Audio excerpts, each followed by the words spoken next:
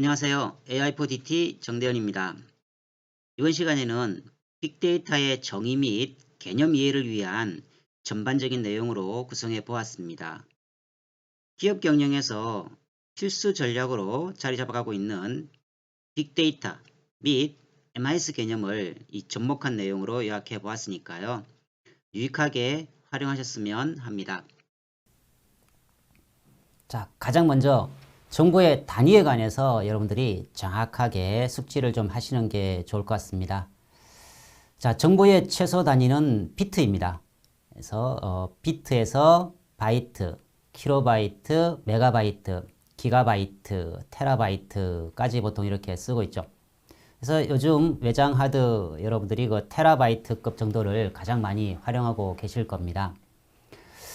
그 다음에는 이제 PEGY라고 해서 PG라고 보통 표현을 합니다. 그래서 페타바이트, 엑사바이트, 제타바이트, 요타바이트까지가 지금까지의 그 정보를 표현할 수 있는 단위였습니다.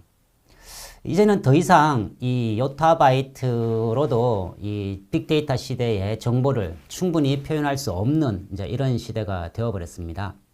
그래서 2022년부터 정식 사용하게 되는 용어가 론나, 퀘카 이러한 용어가 새로 국제 도량 형국에서 만들어지고 있는 단계입니다.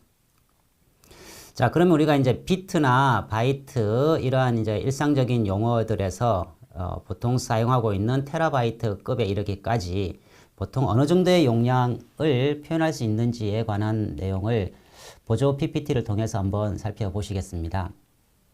자, 정보 처리 용량에 관한 내용을 좀 살펴보시면은요. 여러분들이 글자 하나를 이렇게 문자로 표현을 하시면 8비트가 사용되죠. 자, 이 8비트가 모여서 결국은 1바이트를 만들게 되는데요.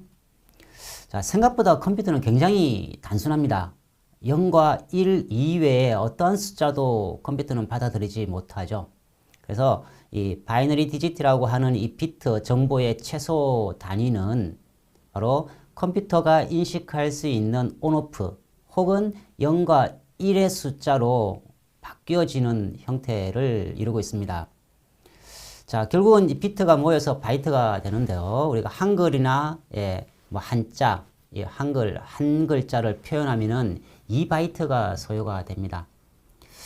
왜 2바이트였을까라고 하는 데에는 뭐 최초에 이걸 설정하는 사람들이 그렇게 만들어진 면도 있지만 결국 영어는 1바이트로 표현이 되거든요. 근데 한글은 이제 2바이트로 이렇게 표현이 되게끔 보통 이렇게 만들어져 있고 1바이트로 표현은 가능합니다. 그렇지만 결국 컴퓨터가 인식하는 데 다소 많은 용량을 차지할 수밖에 없는 2바이트로 결국은 설정되어 있다라고 하는 말씀을 드리고 싶고요.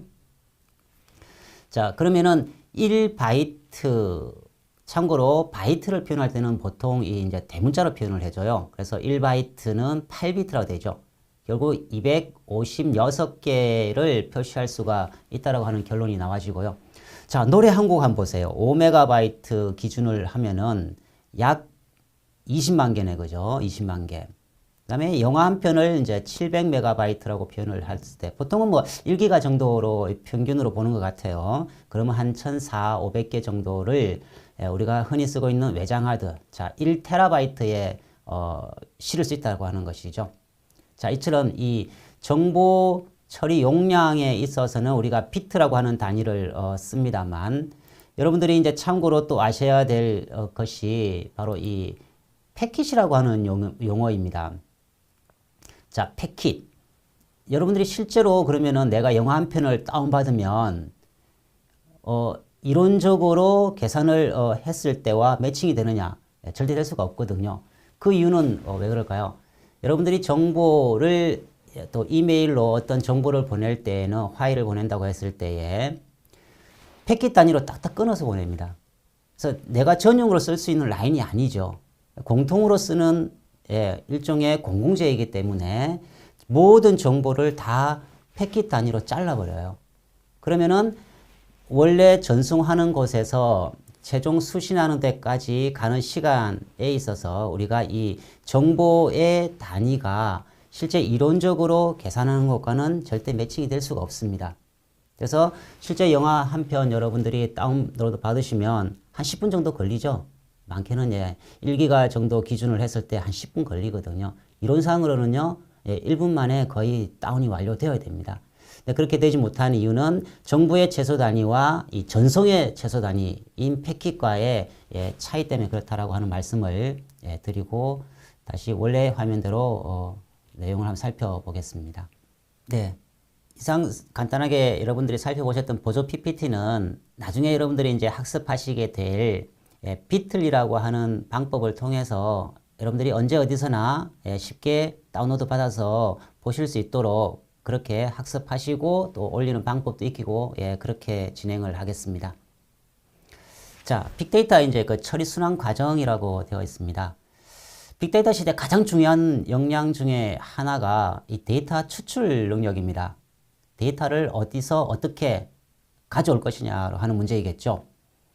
그래서 이제 여러분들이 실제적으로 구체적으로 이제 R이나 파이썬 또는 파워 BI와 같은 내용 등을 학습하시게 되면은 가장 빅데이터 시대의 핵심 역량이라고 할 수 있는 이 데이터 추출 방법에 관해서 구체적인 내용을 학습하시게 될 겁니다. 자, 그럼 데이터를 검색을 해서 데이터를 수집했다고 하면은요, 두 번째 필요한 단계는 저장이겠죠. 데이터 저장에 있어서 과거에는 저장 비용이 굉장히 많이 소요가 되었습니다. 그렇지만 최근에 여러분들 뭐 1TB 하면은 한 7만 원 정도면은 충분히 구입을 하실 수가 있죠. 그래서 기업 입장에서도 마찬가지로 방대한 양의 이 빅데이터를 저장하는데 그만큼 이제 비용이 많이 절감되고 있기 때문에 충분히 이 빅데이터를 활용할 수 있는 준비가 되어 있다라고 하는 말씀을 드리고요. 자, 세 번째가 이제 분석입니다. 자, 빅데이터 시대 가장 중요한 것은 결국은 분석 능력입니다. 근데 이 분석에 있어서 그러면 통계학자들을 기업에 많이 채용을 하면 기업이 뭐 이익을 창출할 수 있을까? 그렇지는 않겠죠. 그래서 가장 중요한 것 중에 하나는 바로 경영 노하우를 갖춘 도메인에 능한 이러한 사람들이 이 분석 역량을 키울 수 있다면 기업의 이익 창출을 할 수 있는데 가장 도움이 된다라는 말씀을 드리고 싶어요.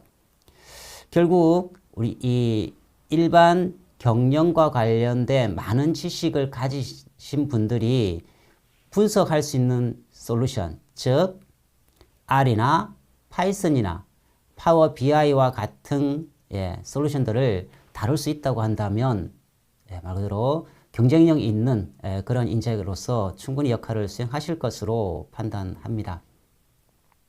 자, 다음 네 번째로는 이제 시각화라고 되어 있습니다. 여러분들이 엑셀이나 한글을 써서 이 보고서를 만들 때 굉장히 제한적일 수 있거든요. 색상이나 또는 뭐 자유롭게 어떤 구성을 한다는 측면에서 그렇죠. 그렇지만 R의 가장 큰 장점 중에 하나는 바로 이 시각화 기법이 매우 뛰어나다라고 하는 게 장점입니다. 지금 여기 중간에 나와 있는 이 화면이 바로 R의 워드 클라우드 분석 기법을 통해서 대표적인 소상공인의 어떤 그 활성화 전략에 관한 내용을 분석한 내용입니다.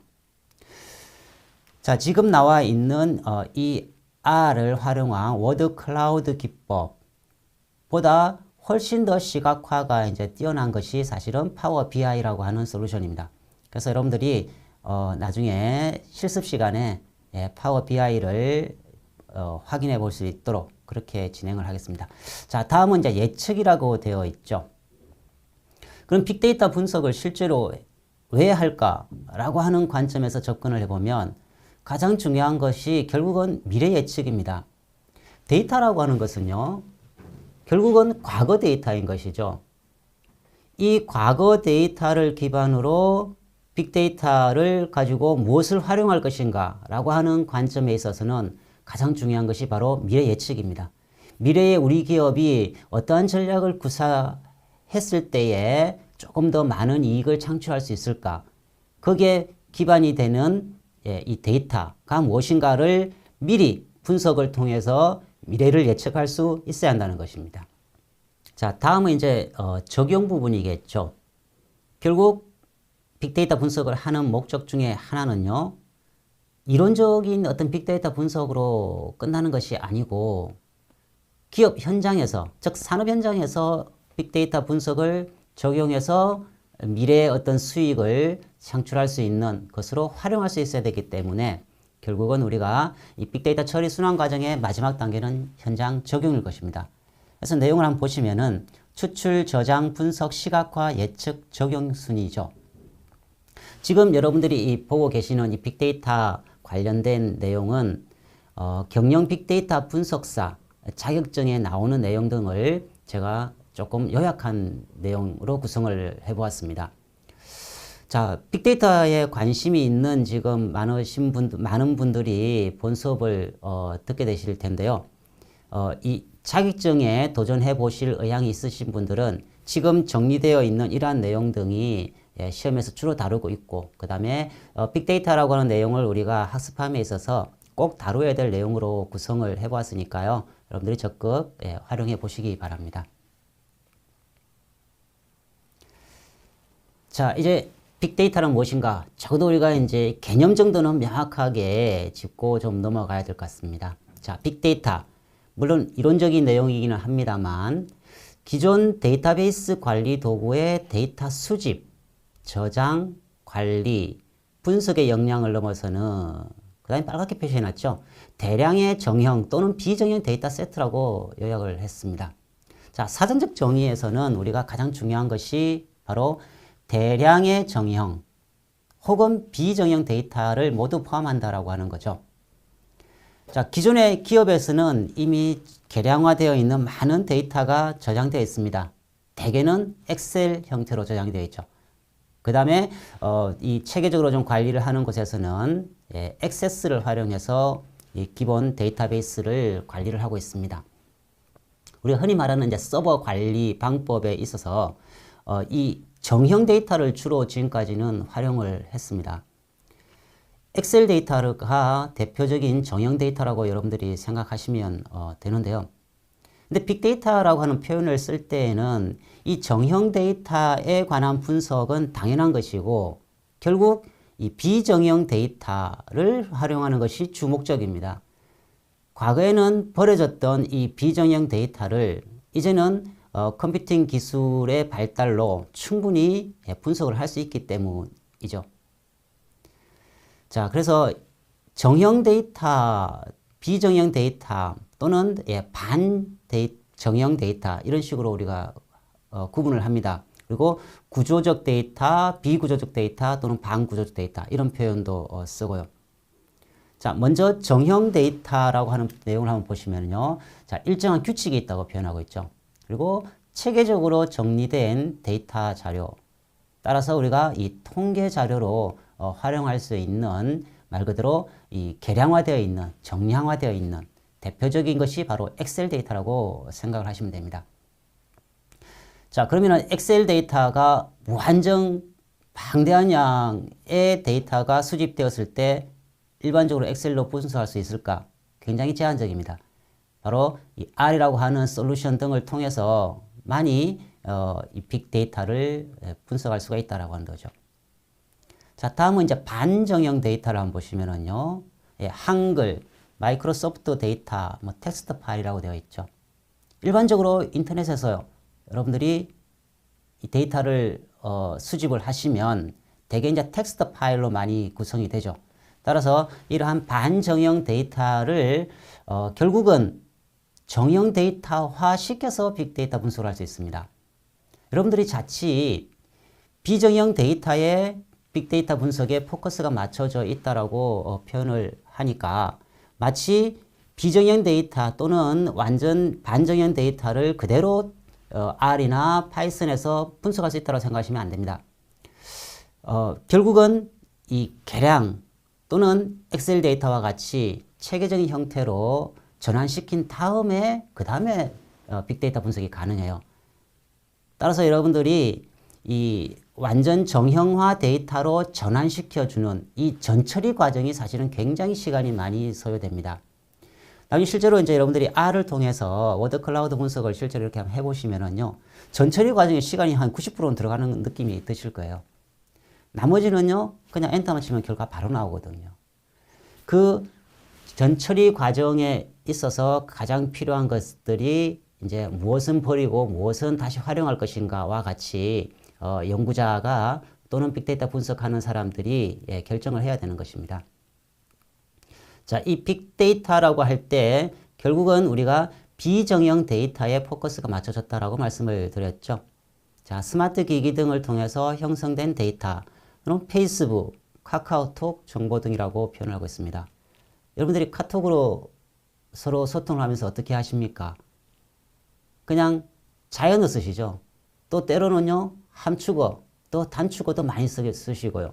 축약어도 굉장히 많이 사용을 하고 있습니다. 그리고 세대 간에 도저히 소통이 될 수 없는, 그들만이 알 수 있는 이러한 용어들도 많이 활용하시죠.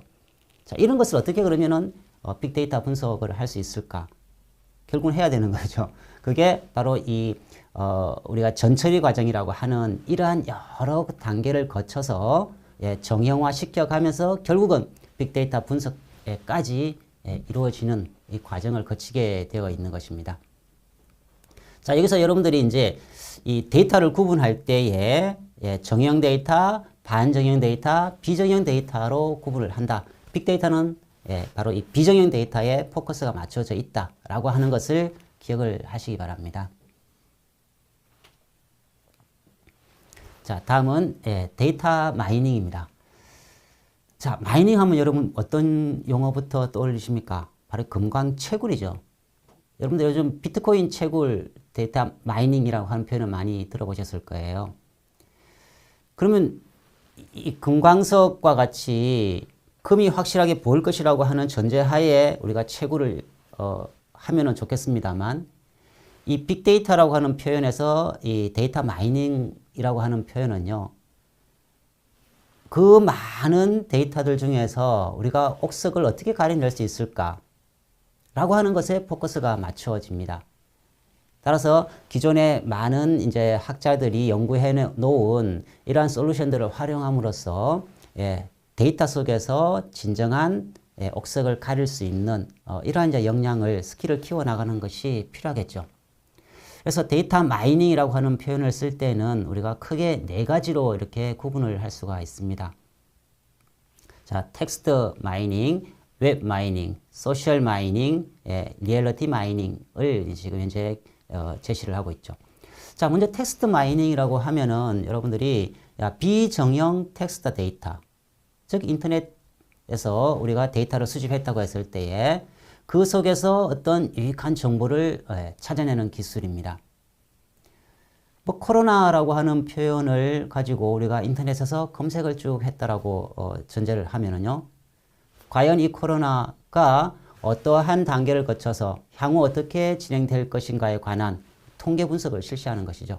가장 간단한 회귀 분석이라고 하는 걸 통해서 이 추세선 분석을 하면 향후 언제쯤 코로나가 종식 가능하겠다라고 하는 것을 적어도 통계학적으로요, 충분히 예측을 해낼 수가 있다라고 하는 거죠. 자, 다음은 웹 마이닝이라고 되어 있습니다. 검색 엔진에 의해 수집된 데이터를 검사한다 되어 있죠. 말 그대로 이제 인터넷을 통해서 여러분들이 데이터를 가져와서 분석을 하면 웹 마이닝이라고 표현을 할 수가 있습니다. 다음은 이제 소셜 마이닝이죠. 자, 여러 데이터가 유용한 상관관계를 발견하는 것이라고 되어 있죠. 빅데이터, 특히 이제 텍스트 마이닝이나 데이터 마이닝이라고 하는 표현을 쓸 때 가장 중요한 것은요, 데이터 간의 이 상관관계를 파악하는 거예요. 조금 더 쉽게 표현을 하면요, 바로 패턴을 찾는 거죠. 과거의 데이터로부터 어떤 새로운 패턴을 찾아서 결국은 그 속에 있는 어떤 관계들, 즉 나중에 한번 다시 한번 설명을 드리겠습니다만, 기상 예측과 코로나하고 상관이 있을까요? 이 상관관계가 있을까라고 하는 생각을 한번 여러분들이 해보십시오. 과연 통계학적으로 두 변수가 상관관계가 있을까? 예, 결론부터 말씀드리면 있다라고 하는 말씀을 먼저 드리고 넘어갈게요. 자, 그 다음에는 현실 마이닝입니다. 자, 휴대폰, 또 GPS 등을 통해 사람의 이동 경로나 행동 양태 등을 추론하는 기술이다라고 되어 있죠. 그래서 여러분들이 휴대폰을 켜고 위치 정보를 가지고 반경 1km 내에 맛집 추천을 해주는, 그것을 이왕이면은 음성 인식 기술을 활용해서요, 좀 추천 좀 해줘 라고 인공지능 스피커 등을 활용한다고 하면은 그게 바로 현실 마이닝이자 인공지능 기법이 되는 것이겠죠.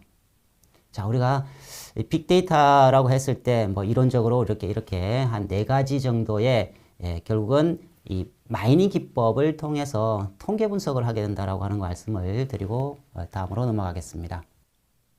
자, 다음은 빅데이터 이제 구성 요소에 관해서 한번 살펴보실게요. 자, 과거의 모든 논문에서 빅데이터 하면은 이 3V라고 표현을 했습니다. 그래서 말 그대로 이제 첫 번째가 규모겠죠. 예, 규모. 그 다음에 다양성. 그리고 이 속도라고 하는 관점으로 빅데이터에 관한 구성 요소를 정의를 하고 넘어갔었어요. 가장 중요한 것은 물론 이제 양입니다. 양이 방대한 것을 우리가 빅데이터라고 표현할 수가 있다는 것이겠고요. 그 다음에 다양성. 빅데이터에서 분석할 수 있는 것이 매우 방대합니다. 그리고 표현할 수 있는 것이 매우 많다는 뜻이죠. 그래서 시각화를 다양하게 얘기할 수가 있고, 그 다음에 마이닝 기법부터 해서 인공지능 기법, 여러 가지 이제 기법 등이 적용 가능합니다. 그 다음에 이 속도라고 하는 것을 이제 무시할 수가 없겠죠. 과거에도 빅데이터라고 하는 용어는 많이 활용이 되었습니다. 과거 10년 전만 하면 어떻게 했겠습니까?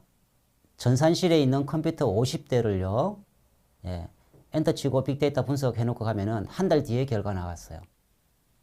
그게 지금은 바로 이 빅데이터 분석에 있어서 R이라고 하는 솔루션을 활용하셔도 엔터 치고 돌아서면요, 그냥 결과 바로 나와져요. 아무리 방대한 양이더라도. 물론 비정형을 정형 데이터 시키기까지의 이 정제 과정은 필요하다고 말씀을 드렸죠. 자, 거기에 우리가 이제 이 복잡성, 빅데이터라고 하는 것이 결국은 통계 기법도 들어가야 되고 정제 과정도 필요하고 또 목적이 무엇인지에 따라서 다양한 분석 기법 등이 적용되기 때문에 매우 복잡합니다. 그래서 3V 1C라고 하는 표현을 과거에는 썼었고요. 자, 거기에 이제 이 value라고 하는 것이 가장 중요하다라고 하는 말씀을 드리고 싶습니다. 결국은 빅데이터 분석 왜 하냐는 거죠. 조금 전에 말씀을 드렸습니다만 빅데이터는 결국은 기업에서 현장에 적용할 수 있는 그러한 가치를 만들어가는 것이라 했습니다. 과연 빅데이터 분석을 통해서 우리가 어떠한 가치를 만들 것인가? 기업에 있는 방대한 양의 빅데이터 하면은 대표적으로 SCM, ERP 등과 관련된 데이터 양입니다. 그 방대한 양의 ERP 데이터를 어떻게 활용할 것이며 또 결국 분석을 해서 어떠한 가치를 만들 것이냐가 중요하거든요. 소비자들의 반응, 우리 회사의 A라고 하는 상품에 소비자들이 현재 어떠한 반응을 일으키고 있는지를 빅데이터 분석해서 그것을 미연에 방지할 수 있는 그런 새로운 가치를 만들어야 되겠죠.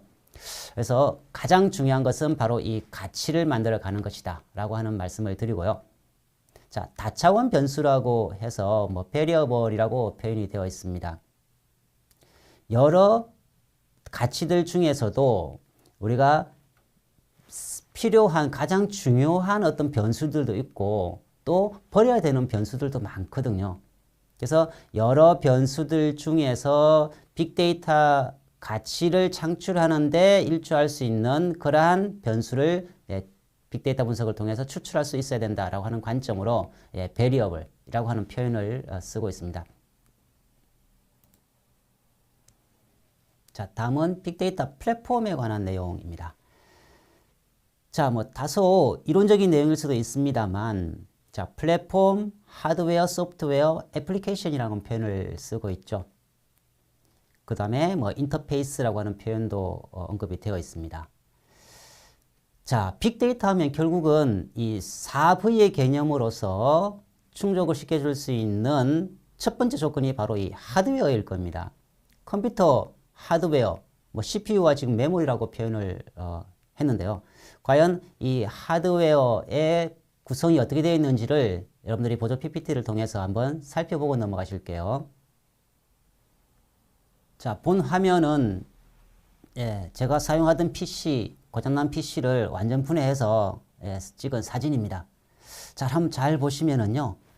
자, 컴퓨터를 구성하고 있는 모든 부품은 다 이런 식으로 구성이 되어 있습니다. 이제 성능 차이만 조금씩 나는 거죠. 자, 한번 보시면은 뭐 이 전원 장치도 있고요. 우리가 말하는 하드디스크죠. 하드디스크, IO 카드 뭐도 있고요. VGA 카드도 있고요. 그 다음에 메인보드를 한번 보시면 자, 메인보드를 이렇게 확대시켜 놓은 화면이죠. 자, 메인보드에 보시면 뭐 슬롯이 있습니다. 우리가 메모리를 여기에 장착을 하는 거죠. 그 다음에 여기에 있는 여러 카드들을 슬롯에 꼽아서 활용을 하게 되어 있습니다.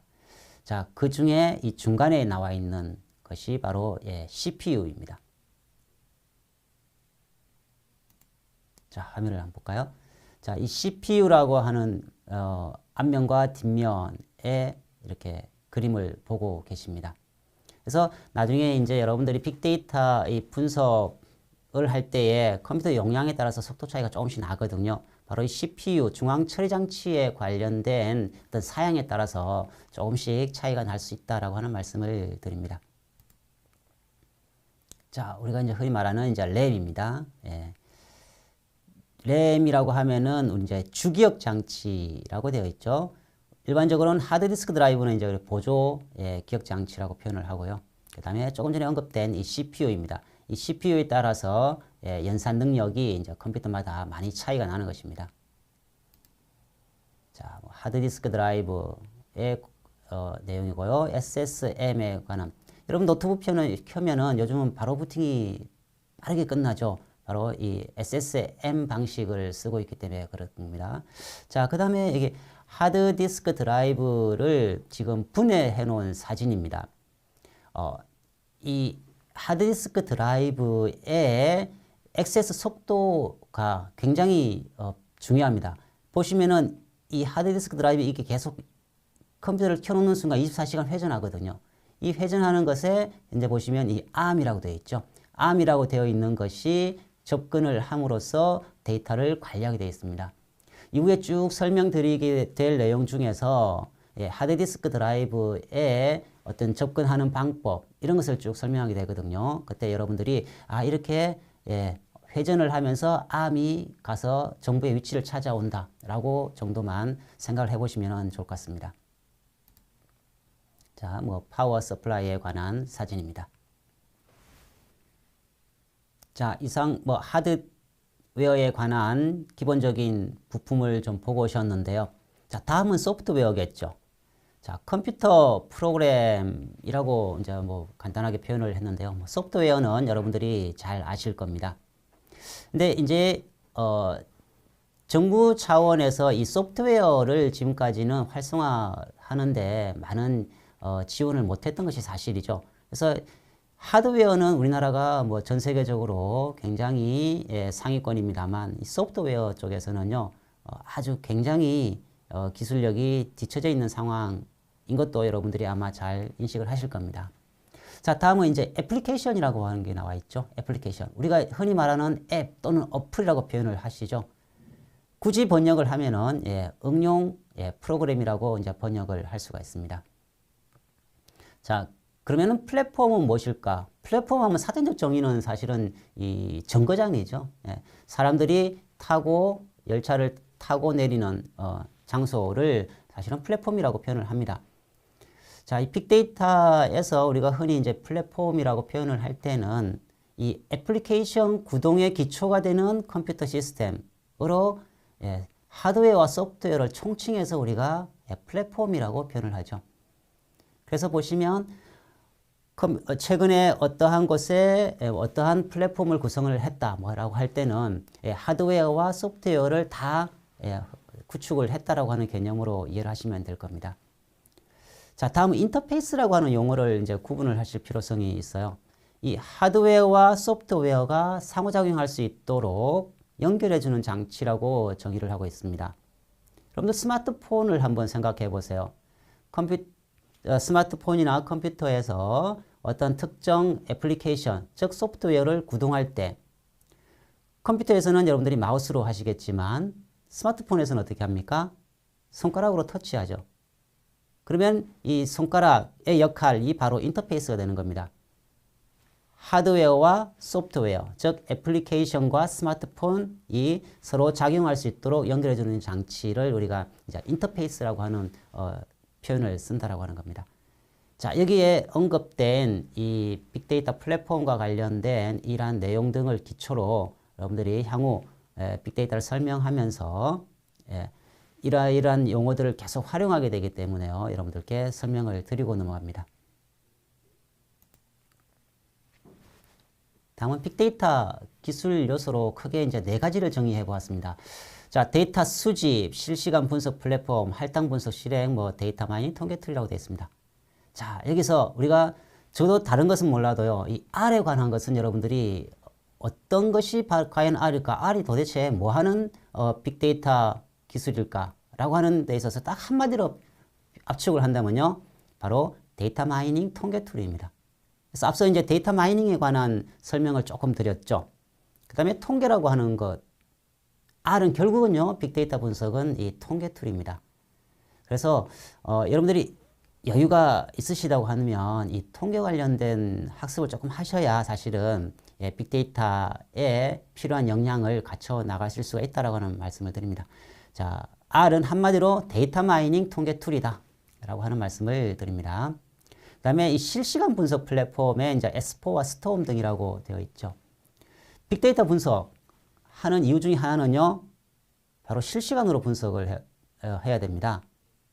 여러분들이 시킨 어떤 택배, 현재 내가 시킨 주문한 것이 어디까지 와 있으며 내가 언제 받아볼 수 있는지가 중요하죠. 바로 실시간으로 분석을 해서 정확한 정보를 소비자에게 제공할 수 있는 기술이 바로 S4나 스톰 등의 솔루션입니다. 다음은 빅데이터 분석. 과연 왜 할까? 4V를 언급하면서 결국은 가치를 만들어가는 것이라 말씀을 드렸죠.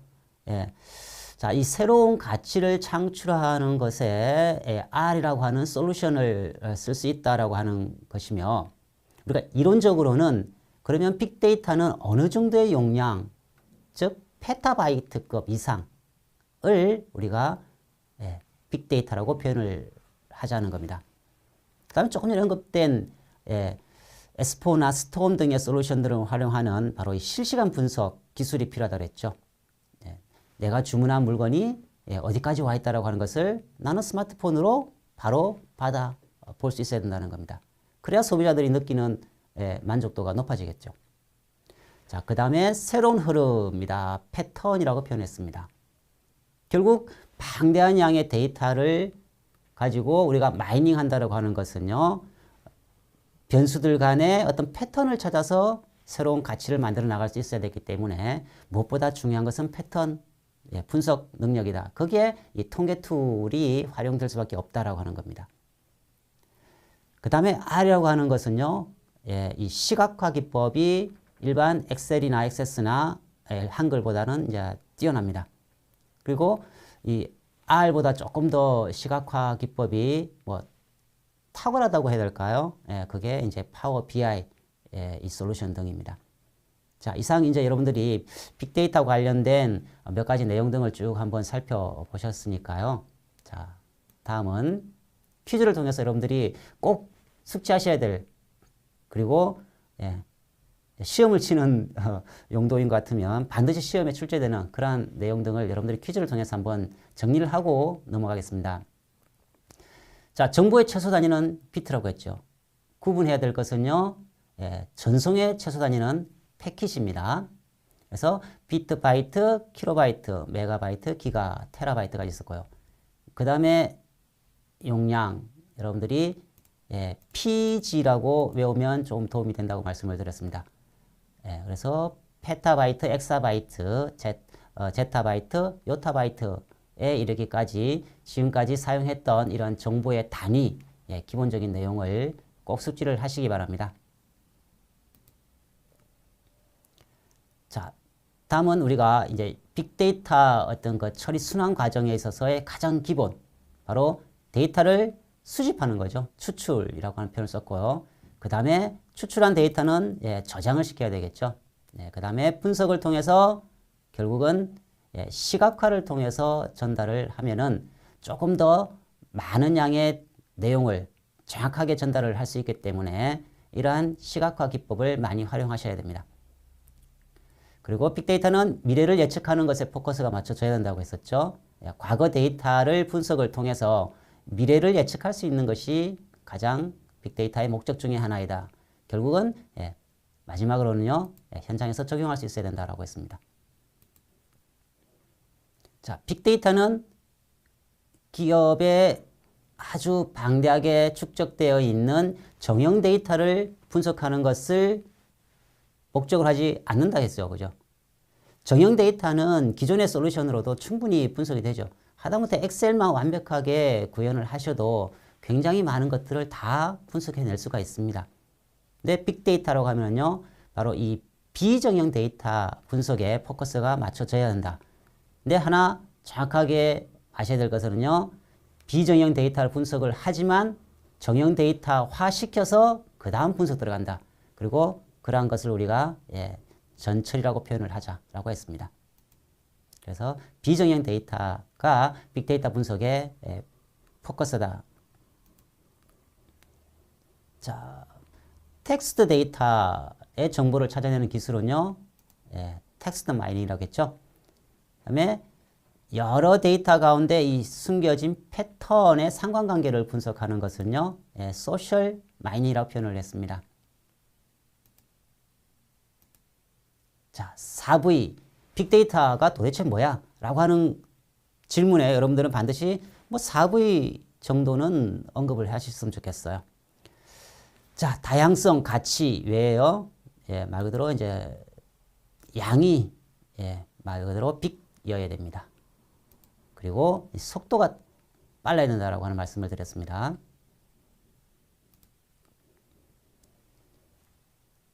자, 하드웨어와 소프트웨어를 서로 연결시켜주는 장치, 인터페이스라고 했을 거고요. 그 다음에 애플리케이션은 응용 프로그램이라 했습니다.